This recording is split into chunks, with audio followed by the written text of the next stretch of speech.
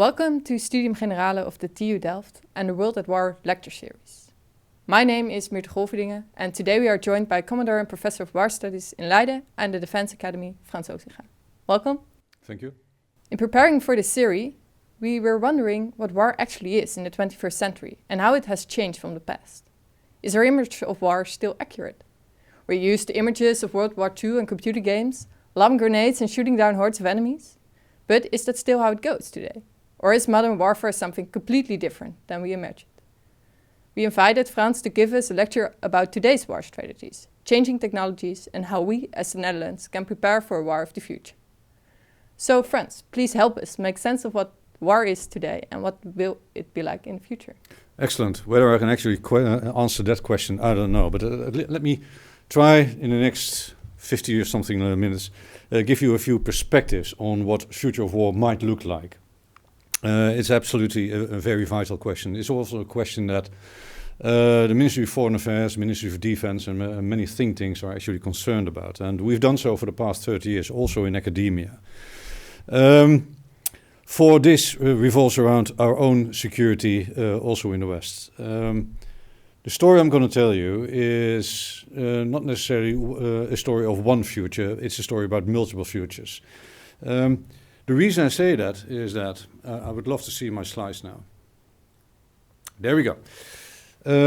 Many people think that you can't tell much about the future because there's no empirical track record, and that's absolutely certain. On the other hand, we have the benefit of 5,000 years of military history.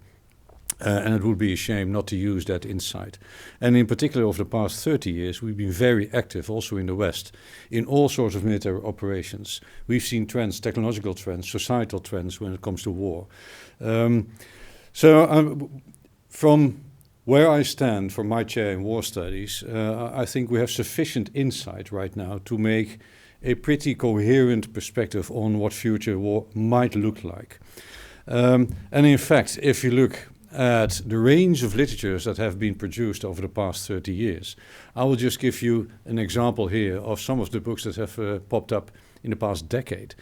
And each of these focuses on one particular sort of war, great power rivalry, some others focus on terrorism, others focus on the new types of insurgent groups.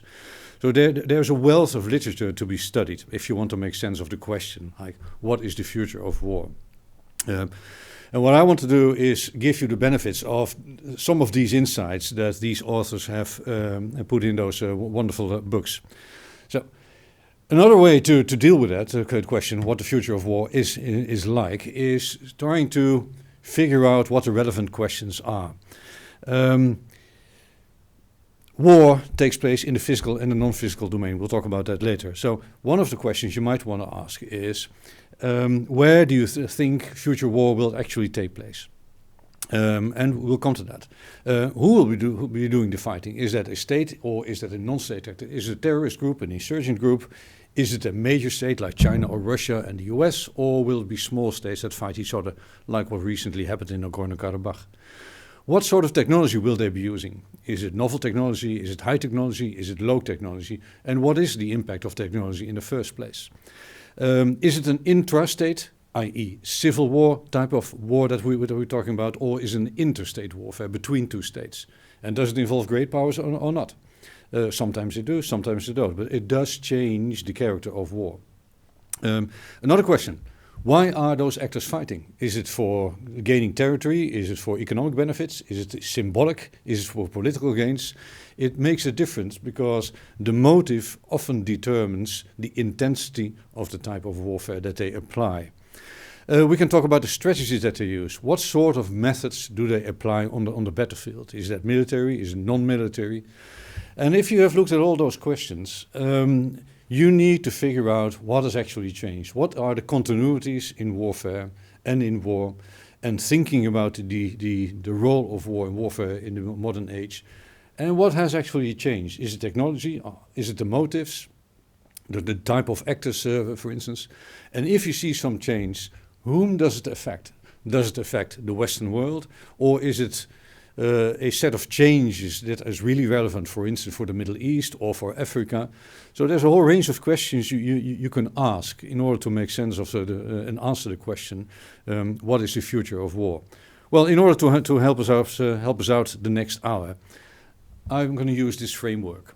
It's not a novel framework, but basically what I'm doing here is looking at some trends, some case studies of the past, and to answer the question, is it a major state that was involved, or was the non-state actor that was involved?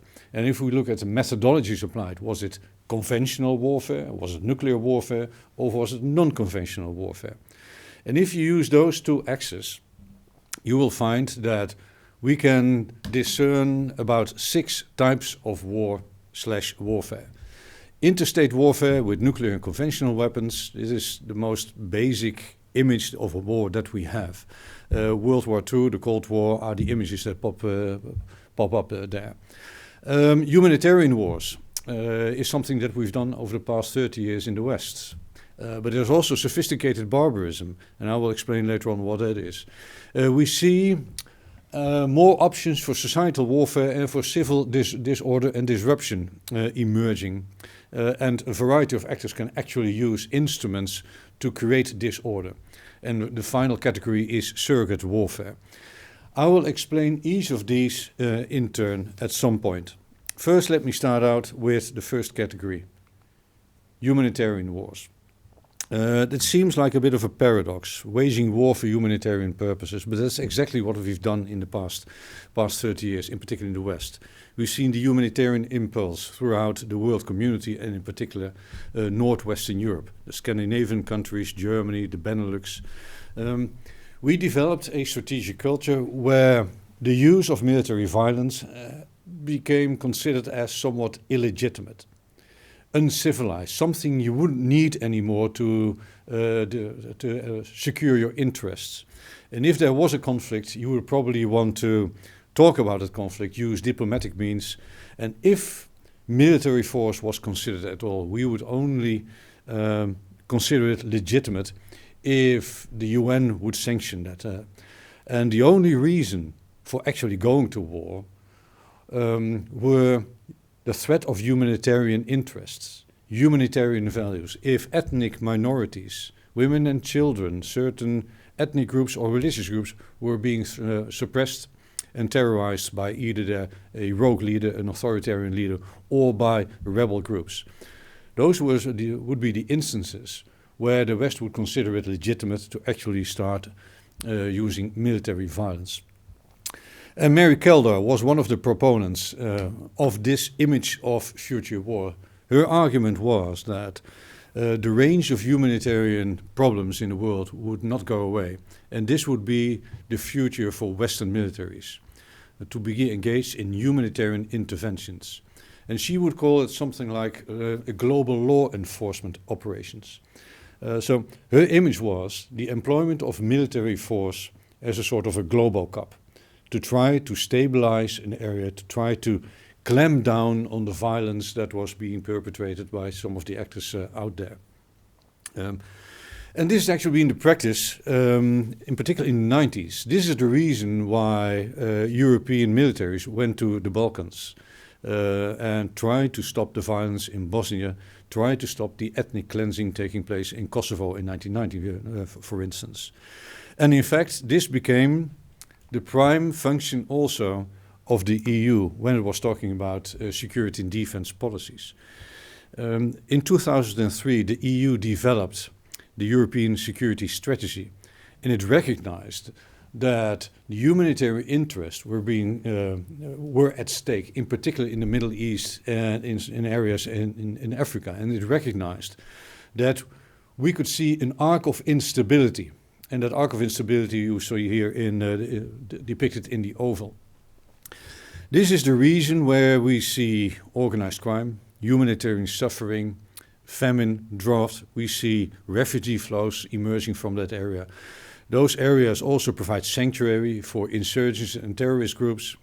And one of the common denominator in those areas was that the states had actually failed to provide security for its citizens, or the state itself became the predator, and it was actually terrorizing its own population. The EU recognized, or at least it argued, that European security depended on helping those failed states become robust and stable states again. States that could actually clamp down on the violence, on organized crime, and prevent the humanitarian suffering taking place in those areas. Hence, the security strategy of the EU became one of humanitarian intervention. And I've selected a few quotes from that strategy. It says that in an era of globalization, distant threats may be as much a concern as those that are near at hand. And if we want to be secure in the EU, we need to develop a strategic culture that is more attuned to the current security problems. And we need to be a bit more comfortable with the necessity to sometimes apply military force in order to alleviate the humanitarian suffering taking place out there. And in the end, we want to be surrounded by a ring of well-governed countries, because if those countries can take care of those problems, those security problems out there, there is no need for European militaries to get involved. So this was a very strong narrative, in particular in the 90s, but this also explains why NATO and a number of EU countries, including the US, went to Libya in 2011, where we saw Gaddafi suppressing his own population and killing civilians. So this humanitarian impulse will not go away. Indeed, if you look what the majority of wars are currently, what kind of type they're of, it is of a civil war type. We're talking about civil wars where civilians are actually being killed or being threatened, where we see refugee flows and humanitarian suffering occurring constantly. The number of interstate wars, the wars between states, is actually very limited. The number of civil wars is actually increasing. And at any one day, there's about 114,000 UN peacekeeping soldiers active in a number of peacekeeping operations mandated by the UN, the EU, or regional security organizations. And if we look at the location of current conflicts, you will find that is precisely this arc of instability. And also if you look at the location of the dominant number of terrorist attacks, you will find that there are positions within the arc of instability. So there's no reason to suggest that that arc of instability will be stable and secure.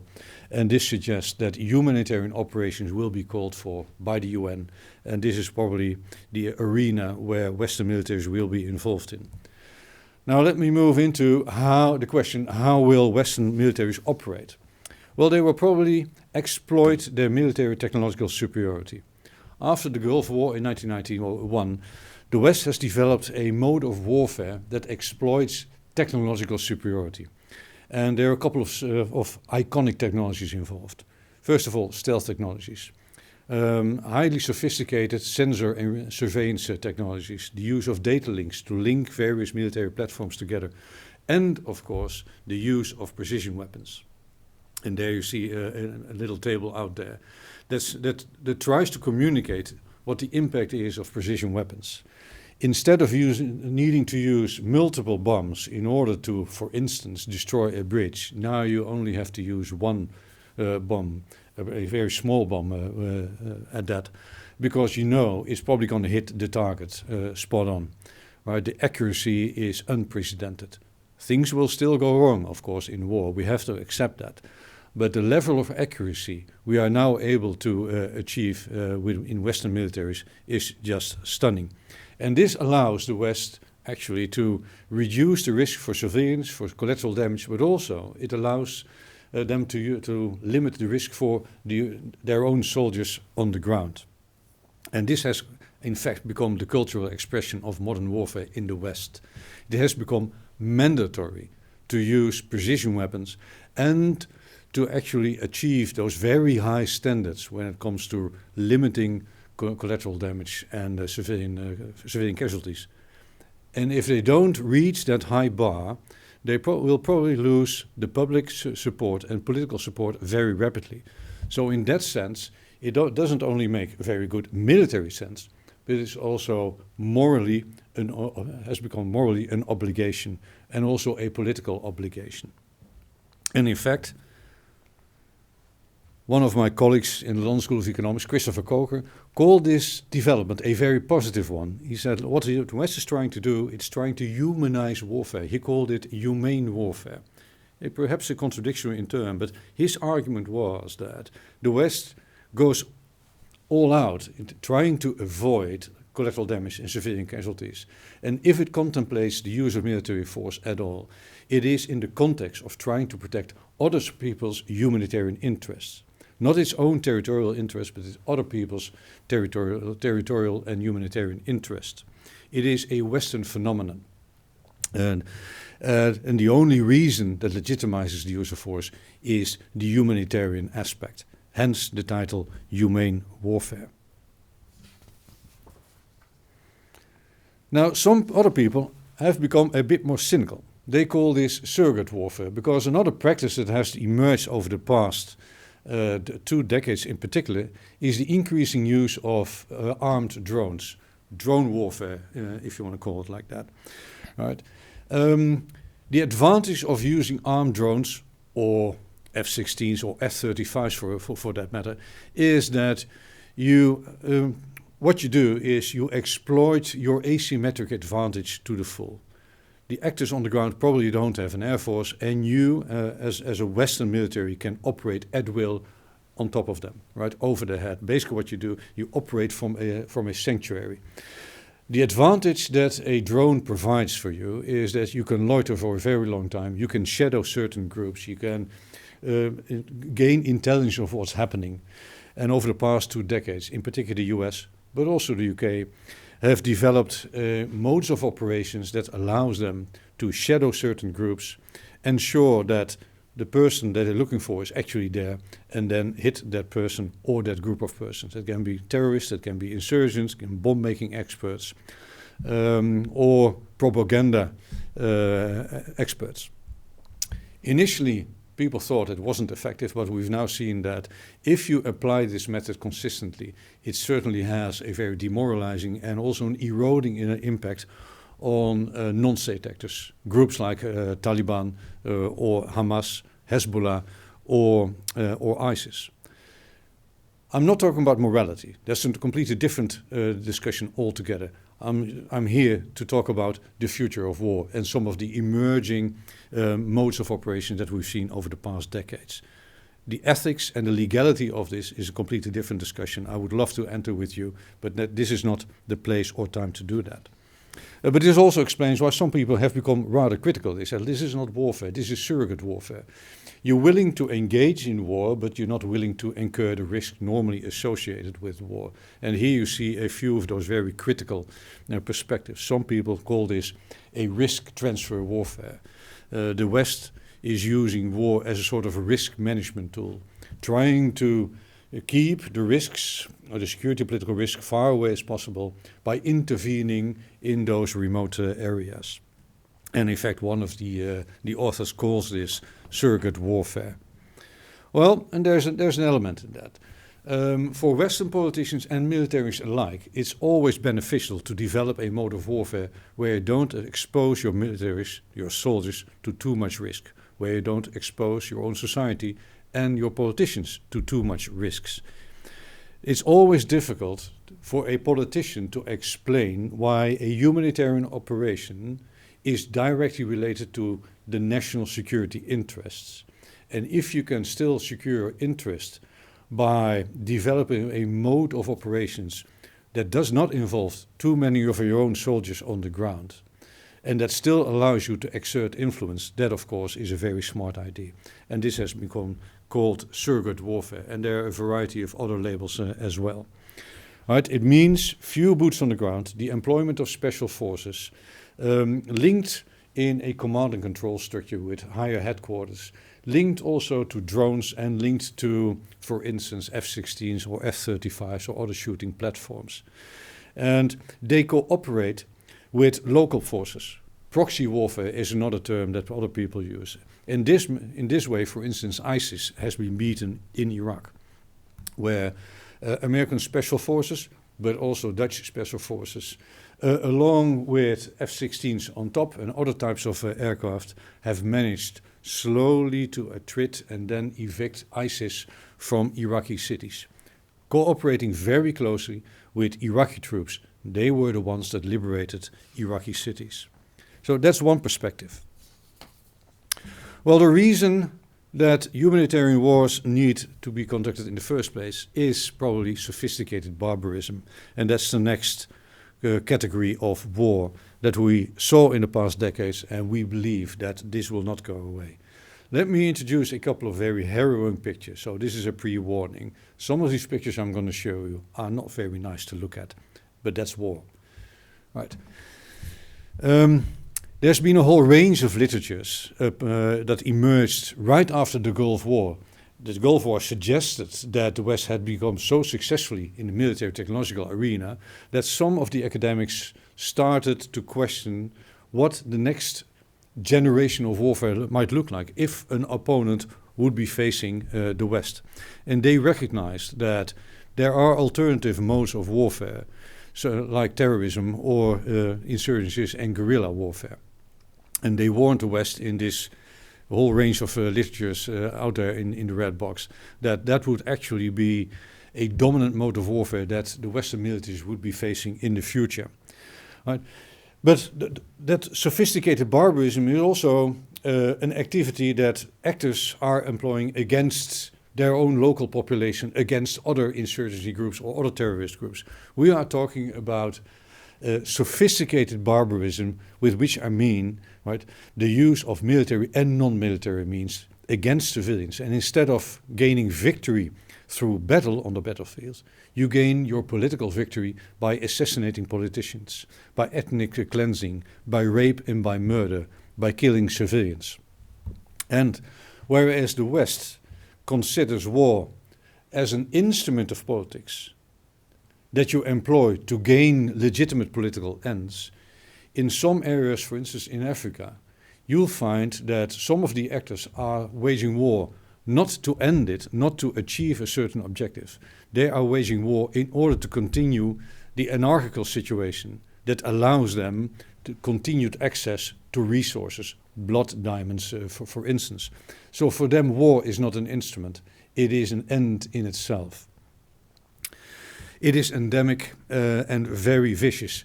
It is also totalitarian in the sense that it is total. It is waged against and by the entire society. Now let me show you a couple of pictures. We came across this complete different conceptualization of war and what you can do with war and how you can wage war and for what motive in the Balkan, where we saw how vicious civil wars can be. And we also saw it in Rwanda, where 800,000 people were murdered, not through high technology, but through machetes, axes and spears. In Bosnia, we saw snipers in sniper alleys killing civilians at random. Identity, ethnicity and religion, if these factors enter a conflict, it really leads to a very vicious sort of violence. 9/11 was another extreme example of that. 9/11 reintroduced religion in the minds of the West into international politics. And whenever religion enters war, it tends to polarize the situation. In fact, what we've seen with 9/11, with Al-Qaeda and also with ISIS and other religious fanatical groups, is that they frame the war as a sacred war, as a cosmic war, that not necessarily needs to be won in our lifetime. It is a war that has been ongoing for the past centuries, and it is existential in nature. Participating in that war defines who you are. It defines your existence, and participating in this holy war also provides an immediate list of who the enemy is. Right? And that enemy is considered to be a demon. Right? The opponent is being demonized. And the problem with that, of course, is that once you have demonized your opponent, any type of violence is legitimate.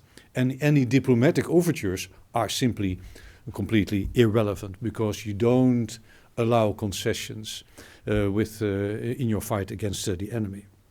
So a religious war tends to escalate the violence. And this is something that the West has been has been struggling with, to come to grips with.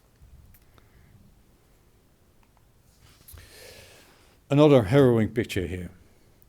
This is not something that's going away. In fact, on a daily basis, we see massacres like this happening, for instance, conducted by Boko Haram. But also ISIS perpetrated these atrocities, or Taliban for that matter. And there is a strategic logic behind that. It is a vicious logic, but it is a strategic logic. These groups, by their actions, define who they are, they define who the enemy is, and it also tells other people, right, what it takes to be secure. And the only way to be secure is to assign allegiance and loyalty to their ideology, to their religion. So their type of violence, their mode of warfare, has a certain ritualistic aspect to it. There's another logic to it, and I'll show you here that appeared in a study on ISIS. There's a logic of violence to it, in the sense that once people have actually used this type of violence, it becomes impossible for them to return to normal society. It also is a sort of a ritual that they engage in order to become a member of that group. But it also terrorizes the local population, and it tells the population that they will be the dominant force for the near future, and you better abide by their rules. You better apply their set of values, and that can be the Sharia or any other type. And if you don't listen to them, this is what might happen. And here you see on those pictures, for instance, how homosexuals are being thrown off the roof. This type of violence has, of course, also hit European shores. We just have to remind what happened in Paris, in the Bataclan. We have to remind ourselves what happened in Birmingham, Antwerp, and Brussels. So this is not a type of violence that is limited to, for instance, the Middle East or some regions in Africa. This can also hit the open societies of the West. And this, of course, is very harrowing.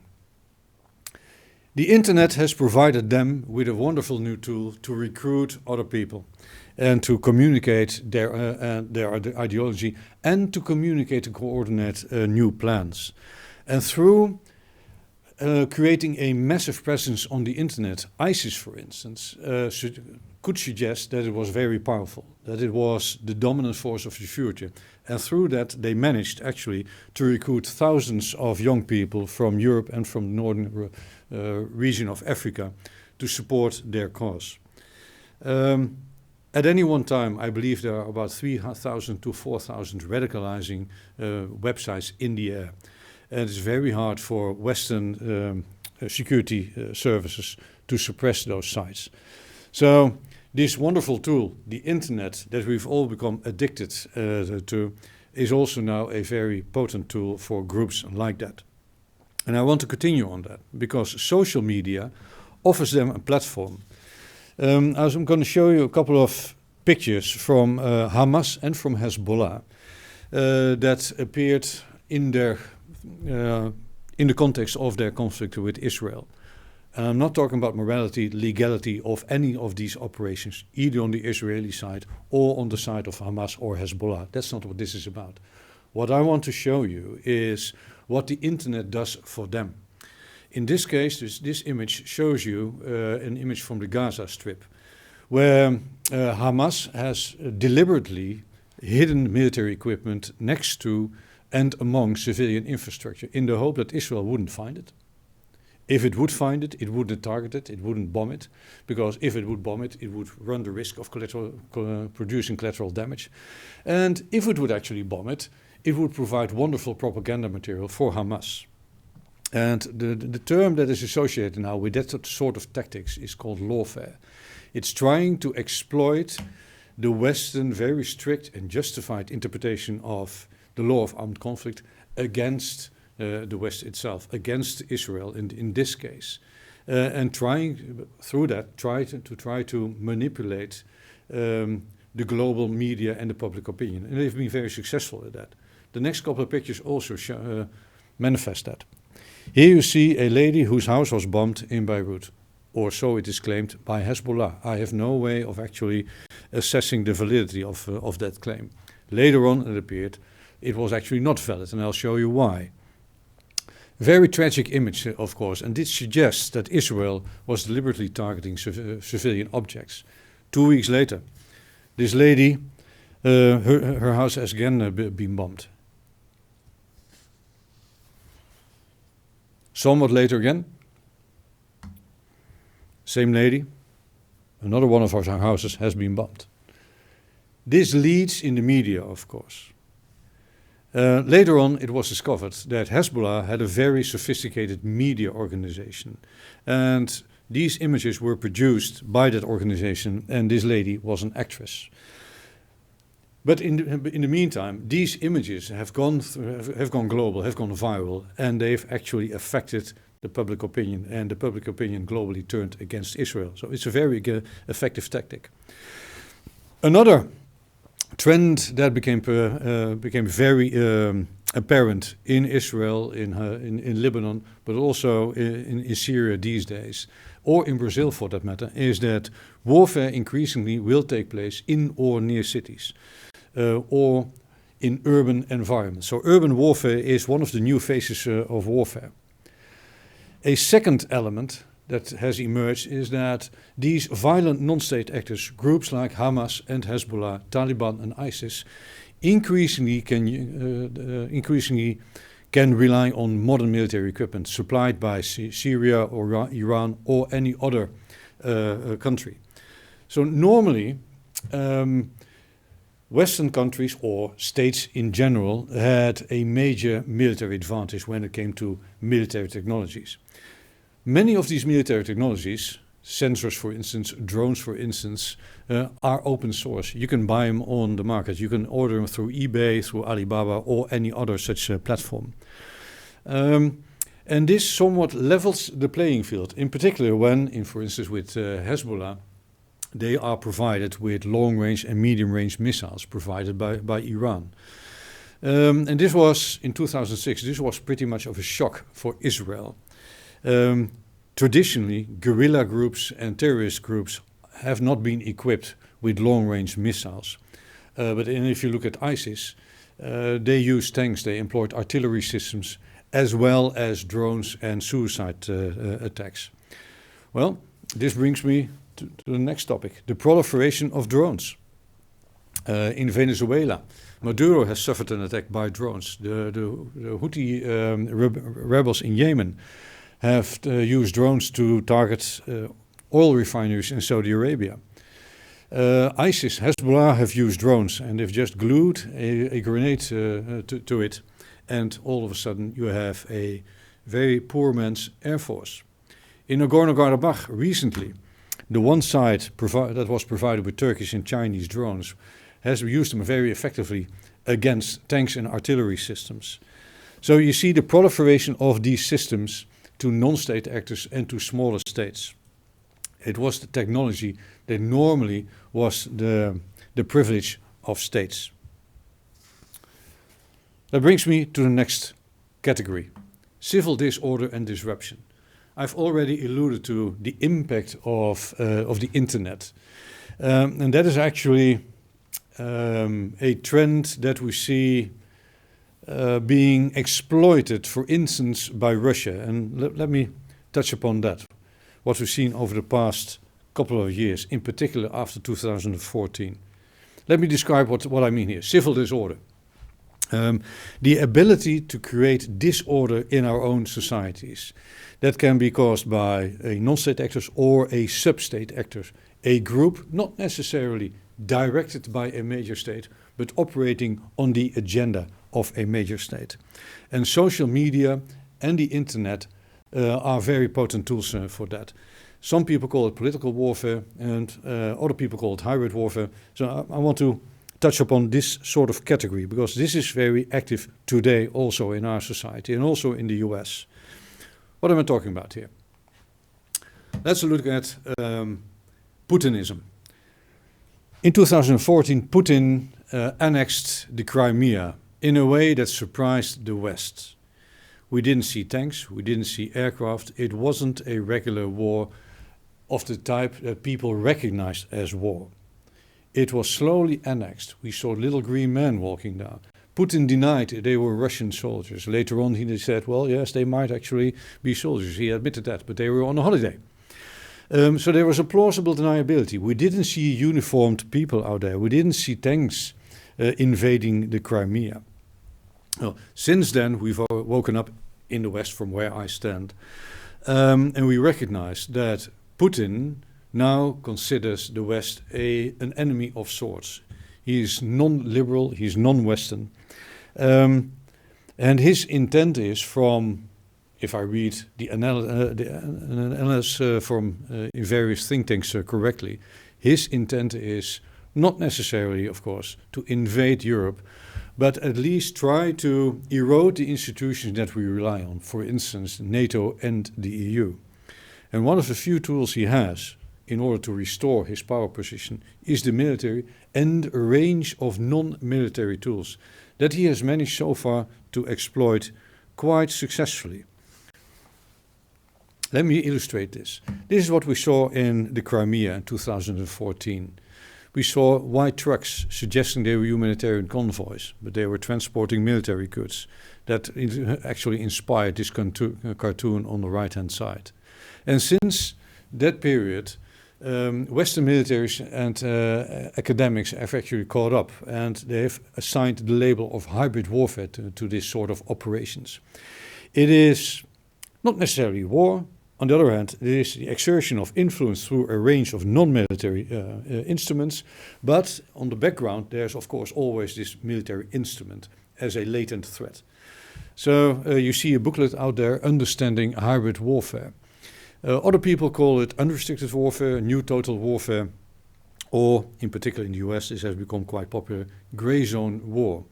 It is rivalry, a contest with all sorts of instruments, but that remain below the threshold of what we recognized as armed conflict or war in popular parlance.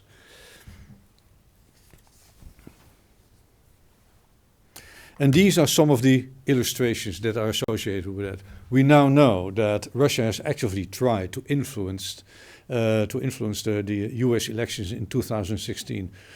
Just today and yesterday, we see reports in the Washington Post appearing that there are now intelligence reports that suggest that Russia has actually actively tried to undermine Biden's campaign in the elections in 2020.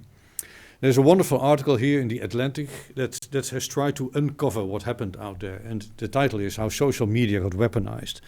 And it uncovers how Russian troll armies, right, young men just sitting behind the consoles and accessing the internet at some spots in Russia, have managed actually to enter discussion groups in the US and have managed to polarize the societal debate on politics. It is not that difficult in the US to polarize the debate where you only have a two-party system. But they've been very effective actually to enticing demonstrations and polarizing those demonstrations, as you see here on the top and left-hand side, where you see white supremacists or Republicans, I don't know exactly what group it is, and on the other side you see the what they call the liberals. And both of these groups were inspired to come to the street, to go to the streets, because they knew the other side would start a demonstration. And both of these groups were actually informed by Russian trolls. Those Russian trolls were also active on Twitter, as you see there, and they were framing Hillary Clinton as a Satan, for instance. Very effective in polarizing debate. But it doesn't stop there.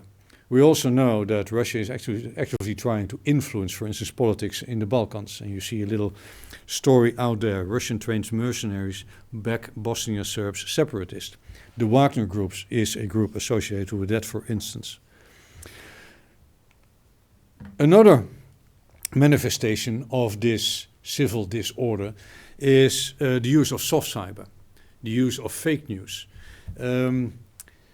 Trying to erode the trust in the official established media organizations, denying facts, right? And of course it helps if a political leader in a country asserts that the official media are the enemy of the people. I'll show you a clip later on. But what this does is it induces distrust in the government and its institutions. It induces distrust in the functioning of a democracy, for instance. And we saw that happening, of course, in the elections in the US last year. But also in other countries, in Hungary and Poland, for instance, we see manifestations of these effects happening. And out here on the right-hand side, you see how in 2008, Russia tried to depict the president of Georgia as someone who is akin to Hitler. And if you manage to do that, if you manage to convince people that there's indeed a similarity in politics and personality, you erode the legitimacy of that figure, of course. Well, there's a whole set of literatures associated with these sort of activities.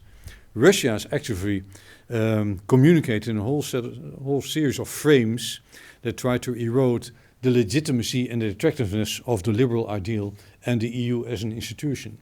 It suggests that the EU doesn't have an answer for the refugee flow problem. It doesn't have an answer for the terrorist attacks.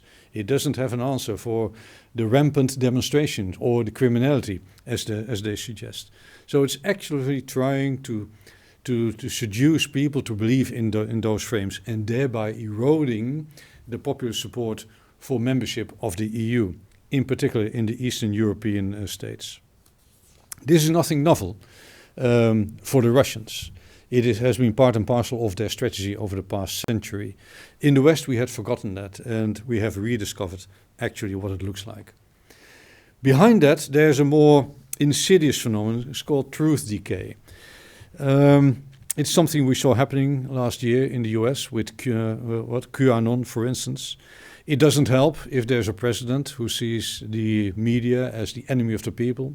It doesn't help if an associate of that president denies there's truth at all.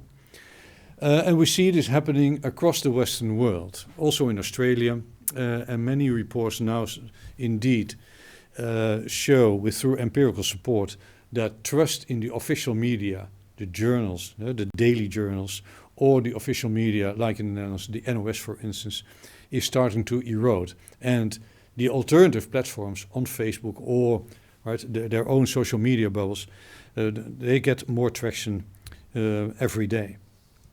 And that is a problem, because this undermines one of the foundations of the liberal societies. So it's a very potent tool if you contemplate the application of civil disorder as a mode of warfare. Some people would not consider this warfare at all because it doesn't involve military force.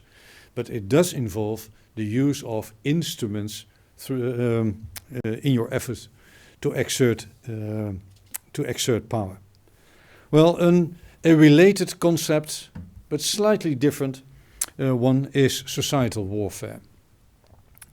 Again, it doesn't necessarily involve military violence. It doesn't necessarily involve military forces, but it might involve special forces or agents of a state.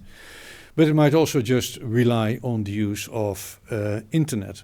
What are we talking about here? Societal warfare has been described by various authors as efforts to disrupt the normal functioning of a society by attacking its economic infrastructure, its communication services, eroding the trust of the functioning of the food and resource security, energy distribution for networks, for instance, disrupting the internet services, the healthcare system, or the transportation services by, for instance, the blocking of an airport system or a railway system. You don't have to look far in the recent past to find illustrations of that. We also recognize probably how Gatwick Airport was closed down just because of one little drone that was operating in its vicinity. We all probably can remember sometimes the personal files with their medical details have actually landed on the streets because the healthcare system of one of the hospitals had been hacked. That's the sort of societal disruption that you can create. And thereby, in doing so, you can actually erode the trust that people have in those systems. We are talking in particular, of course, about cyber warfare. Well, again, whether it is warfare or not, it actually, the term cyber warfare has actually gained traction. So let's use that. At any one time, there are hundreds, if not thousands, of cyber attacks for a variety of purposes. Some of them only have the objective of gaining intelligence, looking for economic intelligence, cyber espionage, for instance. Others, on the right-hand side, are really intended to directly attack a state for political purposes, to create physical damage, for instance. And in between, there is the barrage of attacks with the mere purpose of creating disruption.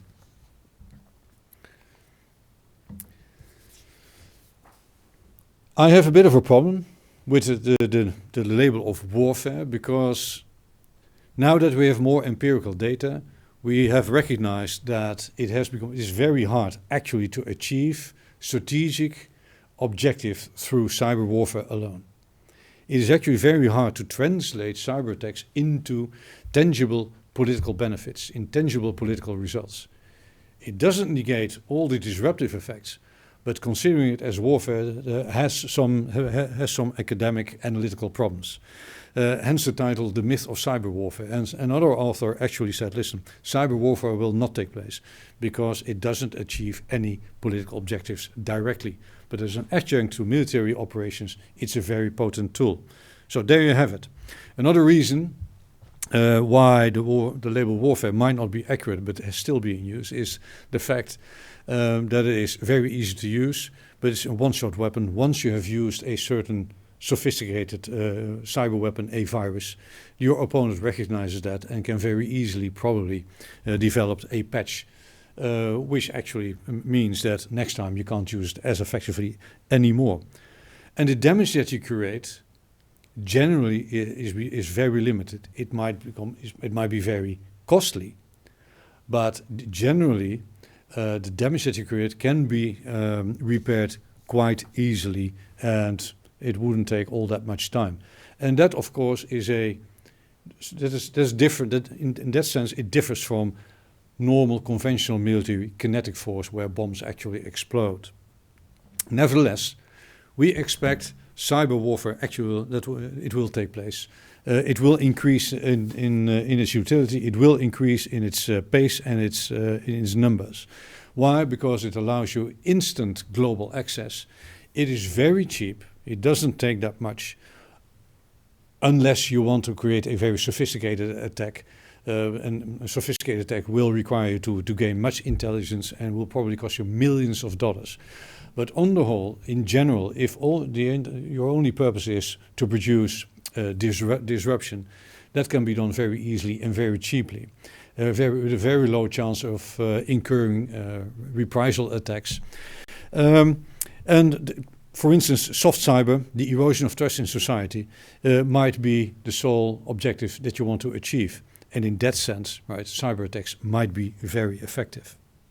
And I've included a couple of illustrations here, where, for instance, in the UK, the politicians have become very concerned about cyber attacks against their electricity system or transport system. In the US also, we now know that there's been a huge attack on a very successful attack in 2020. And this might actually lead to diplomatic repercussions where the UK and the US, for instance, have actually evicted Russian diplomats because of cyber attacks. So it's not a trivial affair whatsoever. This can have very distinct political repercussions. Well, this sort of civil disruption and societal warfare, hybrid types of attacks, have inspired the Swedish government actually to warn its own population, and it has produced and distributed 4.8 million pamphlets warning its population that they need to be prepared, that at some point perhaps electricity doesn't work, the water doesn't flow from the faucet, right? Gas or oil might not be distributed, and the internet might not function due to some of these cyber attacks. And so Sweden recognizes that this hybrid warfare concept, civil disorder, societal warfare, might actually take place, and they are looking directly to Russia as one of the sources of such attacks. But other people look at China, other people look at Turkey, other people look to Iran. So it isn't just the privilege of Russia in that sense. All sorts of actors can apply these measures. Right, then the final category. Let's move to interstate warfare. This is a category which actually we had somewhat forgotten about. Yes, of course, Desert Storm was interstate warfare. Iraqi Freedom 2003 was interstate warfare. But it was interstate warfare on a relatively small scale. It didn't involve a direct clash between the great powers, China, Russia, or the US, or Europe for that matter. And that has changed. 2014, in that sense, reduced the uncertainty that was inherent in any analysis of the future security environment. We always thought that, for instance, Russia was a partner. In fact, they had an office in NATO headquarters. So we kind of ignored that sort of risk. It wasn't urgent. And the idea was that we could actually see this coming a decade in advance. Then 2014 happened. And that was quite a security political shock, a strategic shock. And it has refocused the attention of the Ministries of Foreign Affairs and Defense and the think tanks in the West quite dramatically.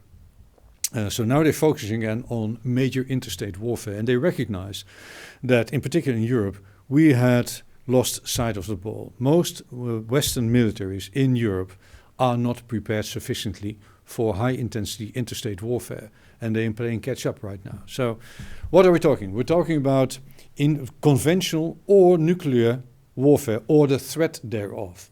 And the risk that a crisis may actually appear and might escalate. It isn't very likely, right? But in the background, there are these civil disruption and societal warfare activities. There might be proxy warfares ongoing, for instance, in Syria, that might lead to a more direct clash between the great powers. So this isn't all that far-fetched. So we need to look at that. In NATO, Western militaries, NATO in particular, but also the EU, have recognized that Russia has started to modernize its military after 2008. And it has modernized in a very particular way. It is modernized in terms of surface-to-air missiles, its air defense systems, electronic warfare, surface-to-surface missiles, its maritime capabilities, in particular its submarine fleet. It is investing in drones, in cyber capabilities, and nuclear capabilities. And it assigns a different role to nuclear capabilities. It sees it as a stability instrument in the context of nuclear deterrence, but it also considers some of these nuclear weapons as battlefield weapons. So it has a different conceptualization of the role of nuclear weapons. But through modernizing in these very specific capabilities, it has actively tried to undermine the leading edge that the West has in those fields. One of the leading edges of Western militaries has been its air dominance. Right? It could rely on air superiority. And because of that, it could gain intelligence, and at will it could use that air superiority to affect what happened on the ground. So its modernization of its air defense systems try to undermine that assumption of air superiority. Surface-to-surface missiles, long-range missiles, will make it very hard for European ground forces to advance to the eastern border. Russia has demonstrated the ability to mass about 50,000 troops in a very short amount of time and move them to the border with European countries. Well, that actually is starting to worry the Baltic states, for instance, for obvious reasons. And they know that the surface-to-surface missiles that Russia has produced and introduced in that area will make it very hard for Europe, or the EU for that matter, to actually increase the number of troops in the Baltic states. So there's a bit of a strategic issue here. And that isn't just confined to the Baltic area. The Scandinavian states see a very rapid modernization and proliferation of maritime operations out there in the Arctic regions and the northern North Sea. So they are very worried about that. They see all sorts of submarines being launched in that area. So for the NATO, the Atlantic Ocean once again has become an area of concern. So maritime security of the Atlantic is not assured anymore. NATO now recognizes that after 2014, it is facing challenges in actually guaranteeing the Article 5 guarantee to the eastern states because of these very specific modernization in the Russian military. We're now talking about anti-access in area denial. Russia, so the analysts say, has the ability to deny access to Western military units in certain areas. For instance, in the Kaliningrad area, there is this bubble where if Russia so decides to switch its systems on, it will become rather difficult for Western military aircraft to enter Polish airspace in their effort to reach the airspace over the Baltics and in their effort to defend their territory. So the credibility of deterrence has been undermined by these activities. So NATO is now trying to catch up, improving its readiness, trying to modernize its forces, in particular in Europe. And Europe is now trying to enhance its defense budgets and trying to meet the 2% defense budget objective that they pledged each other to in 2014 in the Wales summit. This didn't help, actually. The Trump administration has contributed to the erosion of the credibility of NATO because it didn't specifically and explicitly state that Article 5 was indeed a guarantee also in the eyes of the Trump administration. And I show you some of the media clips that are associated with that very difficult time frame that the Western alliance found itself in between 2016 and 2020. The Biden administration has communicated clearly that they believe in the value of the alliance, like NATO. So NATO is in somewhat better sailing water right now, but it has gone through a very difficult period because it undermined the credibility of the alliance. NATO is now trying to figure out how it can actually counter this military threat that is emanating from on the east from Russia. And it is developing a concept, for instance here, a multi-domain battle that incorporates electronic warfare, cyber warfare, social media, special forces, space assets, long-range missiles, stealth aircraft, trying to integrate all those technologies and military capabilities, including the nuclear option. And that is something in Europe that we, of course, are not quite comfortable with. And the West is now rediscovering the complexities, but also the merits of nuclear strategy. And that might be an oxymoron, it might be a paradox. But if opponents of you believe in the value of nuclear weapons, you need to take that seriously.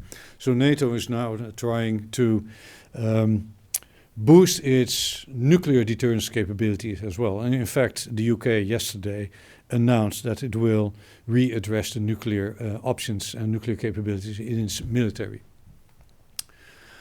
On the other side of the world, this is actually, something should pop up. Yeah, there we go.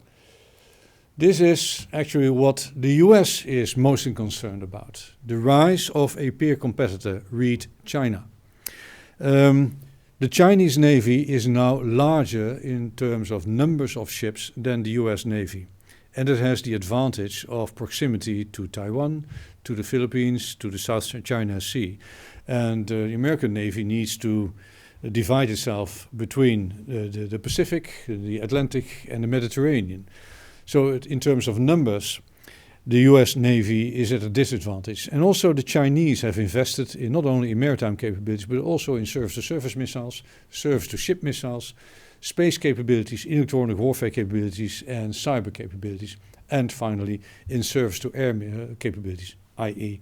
air defense capabilities. Again, like Russia, in an attempt to blunt the military advantage of the West. Now, no one really believes there is an immediate clash popping up within the next couple of months between the US and China. On the other hand, inadvertent crisis might actually happen. China, in the eyes of the US, is intent on taking on the leading role in world politics, not only in the military arena, also in the economic sphere. It will probably be the largest economy in a couple of years' time. It is using, according to some, the corona crisis to gain more political influence.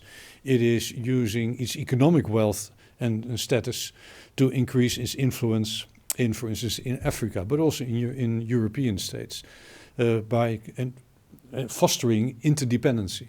So we actually, from a US perspective, the bigger threat is China, not Russia.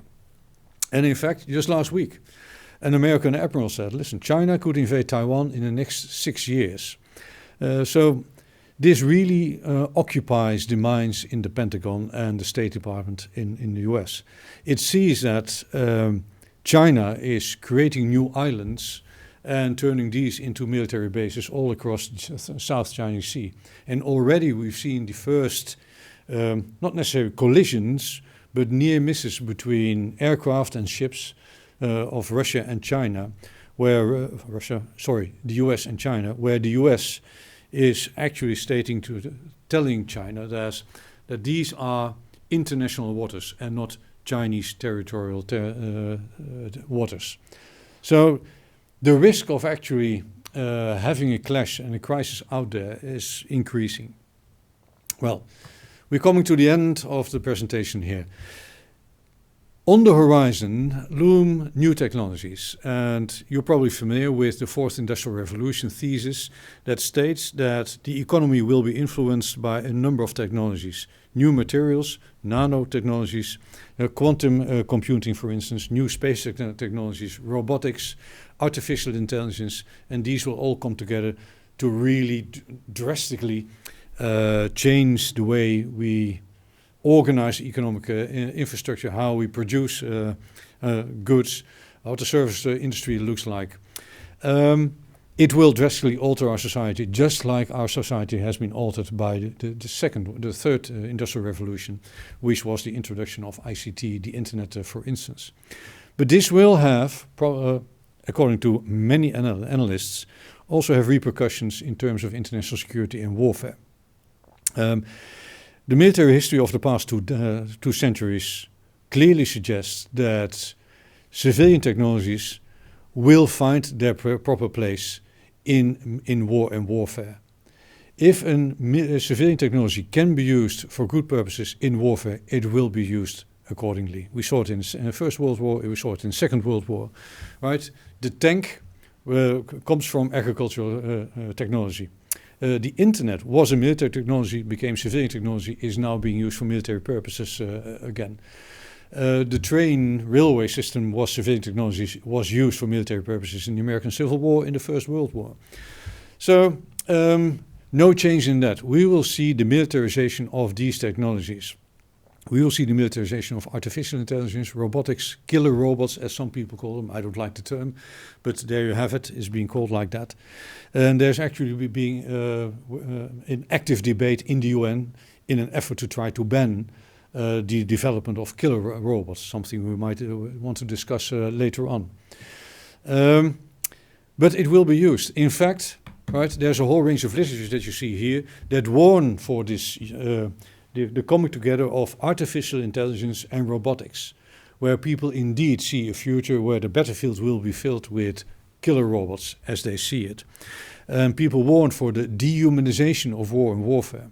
They warn for the depoliticization of warfare, where they fear it might become too easy to start a war because it doesn't involve people, so they say, on their own side. So pretty harrowing perspectives. Thomas Hams on the right-hand side said, listen, these technologies are open source in the sense that they're not driven by military industries, but by civilian industries. And they're open source in the sense that all sorts of actors have access to their technologies, including non-state actors such as terrorist groups. And this will lead to the further democratization of military violence. In the US military, you already see the experimentation with small drones that autonomously can search for very specific military objects, and if they find such an objects, autonomously can discern among themselves and decide among themselves who's going to attack that object. Right, so it's already being experimented with, not only the US, in China and in Russia. Developments are already afoot. And this leads some analysts to warn for the coming together of all these technologies and warn for the disruptive effect this might have for nuclear stability. If space-based sensors, drones, and artificial intelligence come together, they might be able to assess incredible amounts of data and actually discover where the nuclear weapons of the opponents are, on land or under sea. And if you know for certain where those weapons are of your opponent, it takes away the uncertainty that currently is one of the foundations of nuclear stability.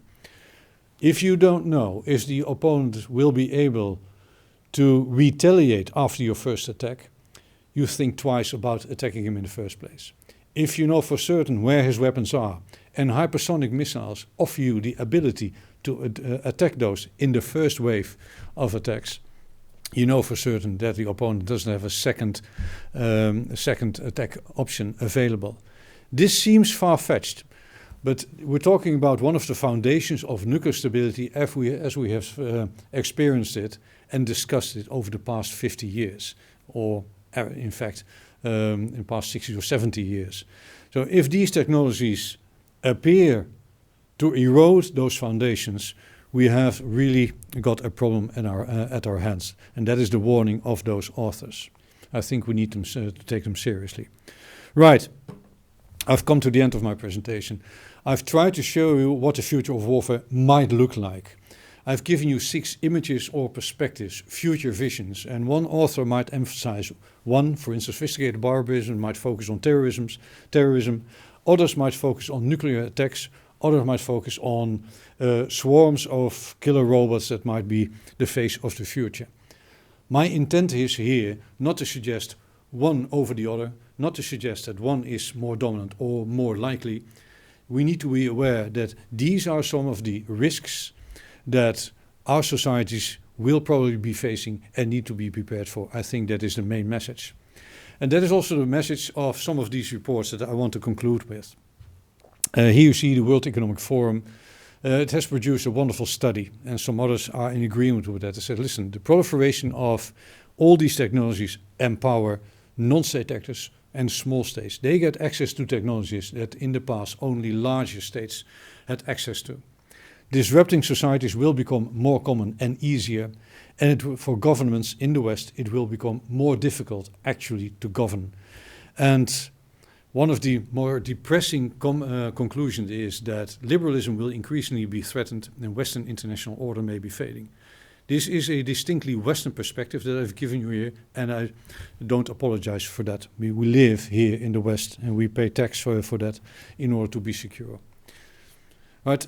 Recently, the Hague Center for Security Studies and Strategic Studies and the Klingendahl Institute produced strategic monitors. They too see an increasing trend where they recognize that the risk of interstate warfare is actually increasing. Whereas we also recognize that civil wars, all these other types of warfare that we talked about, that risk is not diminishing. In fact, those trends are up also. So, in all, this is a bit of a bleak picture that I've given you. Such perhaps is the real world. It might be far-fetched for some of you. Most of these problems do not take place on a daily basis here in the Netherlands. We live in a very secure, stable and affluent part of the world. But you only have to fly 3 to 4 hours and you're in the middle of a civil war where war is endemic, for instance, in Syria. And we need to be aware of that. The EU recognizes this and it states that we live in the times of existential crisis.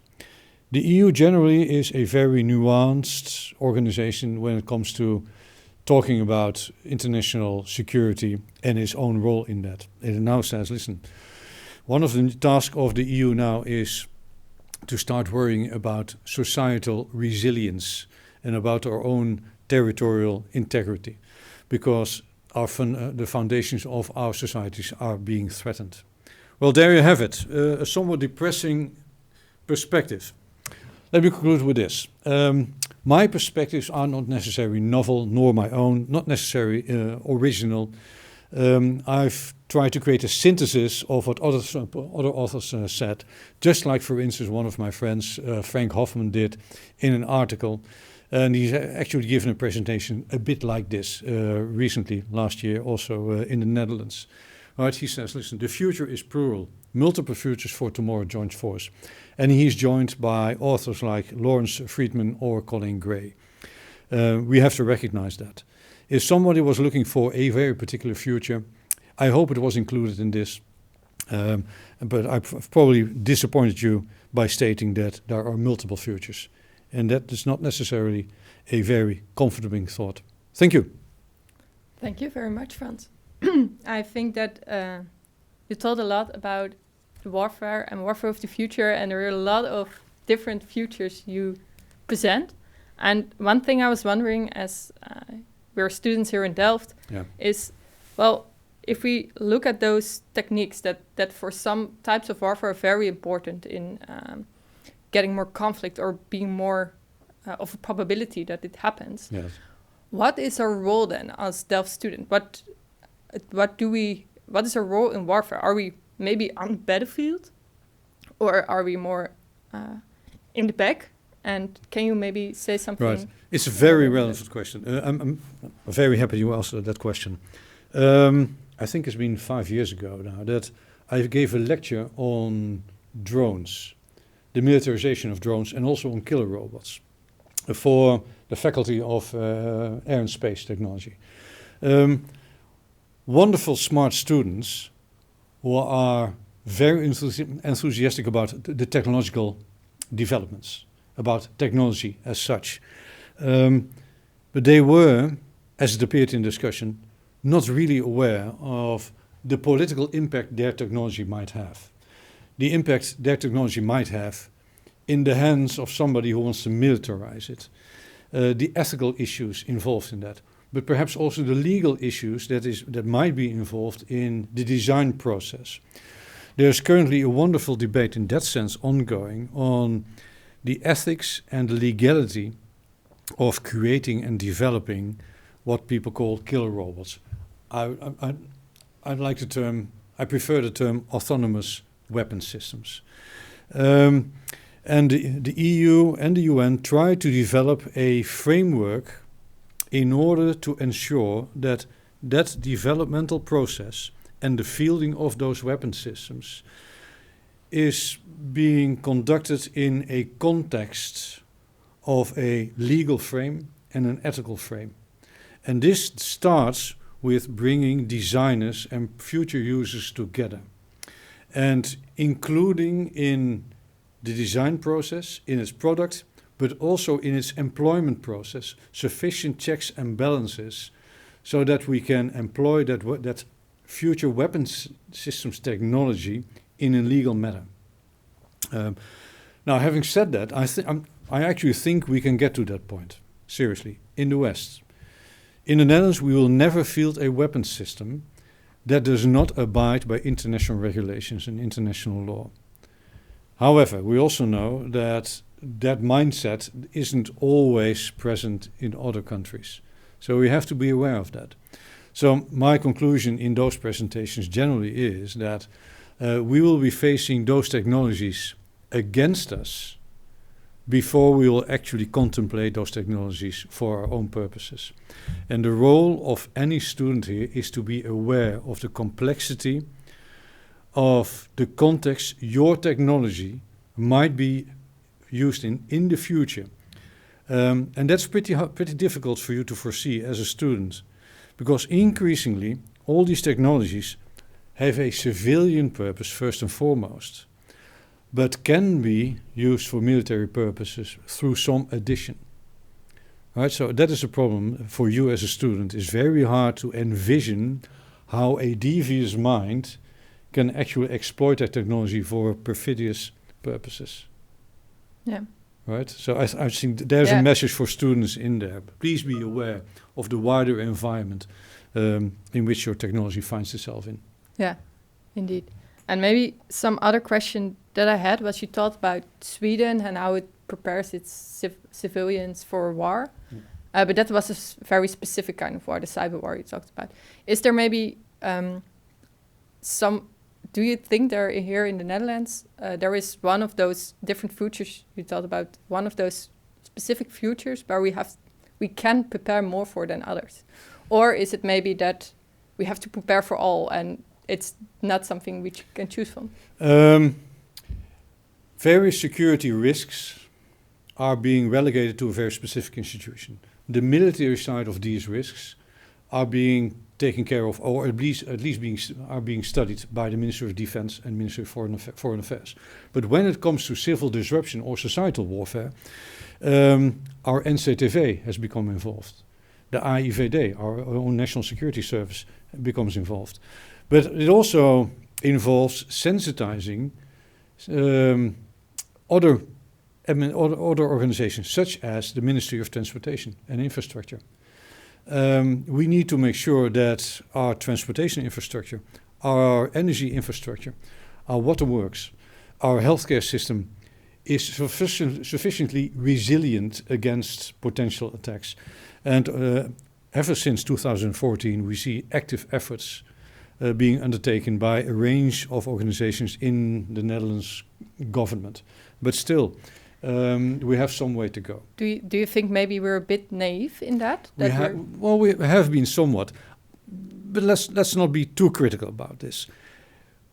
Creating resilience doesn't come free. It costs manpower, it costs money, and in the effort to be very efficient, resilience is sometimes falls off the table. So we have to recognize that there is a balance to be found between enhancing resilience, but at the same time, right, also taking care of the efficiency argument. And there's also the privacy element involved. And various institutions in the Netherlands are now actually working on that. How do we ensure privacy, right? Will we encrypt everything or not? How can we ensure access to certain facilities? At the same time, we want to have the authority to block access to certain people.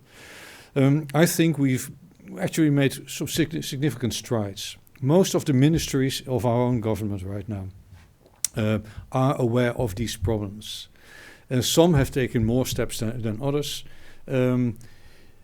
But because the cyber threat is also evolving, it is a constant process. Is not an activity that ends at some point.